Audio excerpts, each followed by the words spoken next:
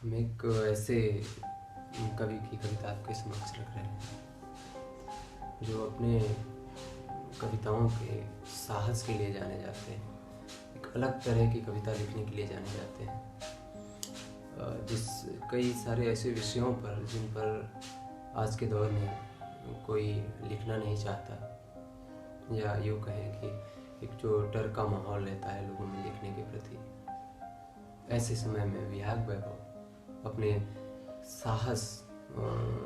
साहसपूर्ण रचना धर्मिता के लिए जाने जाते हैं। निस्संदेह विहाग वैभव आज के दौर में मेरे पसंदीदा कवि हैं और उनकी सारी कविताएं एक अलग पीड़ा और एक अलग कथन को लिए, एक अलग कथ्य को लिए हुए होती हैं। आइए सुनते हैं विहाग वैभव की एक नायाब कविता। ईश्वर सेनानायक की तरह आया, न्यायाधीश की तरह आया, राजा की तरह आया, ज्ञानी की तरह आया। ईश्वर सेनानायक की तरह आया, न्यायाधीश की तरह आया, राजा की तरह आया, ज्ञानी की तरह आया, और भी कई तरह से आया ईश्वर। पर जब इस समय की फसल में किसान होने की चुनौतियां मामा घास और करेम की तरह ऐसे फैल गई हैं कि उनकी जिजीविषा को जकड़ रही है चहुं ओर। पर जब इस समय की फसल में किसान होने की चुनौतियां मामा घास और करेम की तरह ऐसे फैल गई हैं कि उनकी जिजीविषा को जकड़ रही है चहुं ओर, और उनका जीवित रह जाना एक बहादुर सफलता की तरह है। तो ऐसे में ईश्वर को किसान होना चाहिए। मुझे लगता है ईश्वर किसान होने से डरता है। वह जेल में, महल में,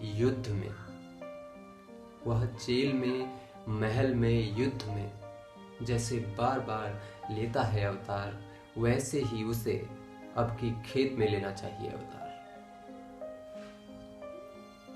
वह जेल में, महल में, युद्ध में जैसे बार बार लेता है अवतार, वैसे ही उसे अब की खेत में लेना चाहिए अवतार। ऐसे कि 4 हाथों वाले उस अवतारी की देह मिट्टी से सनी हो इस तरह कि पसीने से चिपक कर उसके देह का हिस्सा हो गई हो। बमुश्किल से उसकी काली चमड़ियां ढक रही हो उसकी पसलियां, और उस 4 हाथों वाले ईश्वर के एक हाथ में फरसा, दूसरे में हंसिया, और तीसरे में मुट्ठी भर अनाज, और चौथे में महाजन का दिया पर्चा। कितना रोमांचक होगा ऐसे ईश्वर को देखना।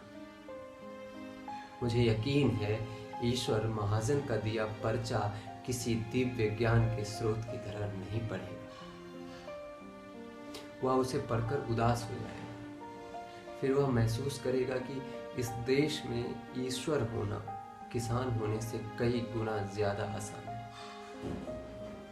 सृष्टि के किसी कोने में सचमुच ईश्वर कहीं है और वह अपने अस्तित्व को लेकर सचेत भी है, तो फिर अब समय आ गया है कि उसे अनाज बोना चाहिए, काटना चाहिए, रोना चाहिए। ईश्वर को किसान की तरह होना चाहिए।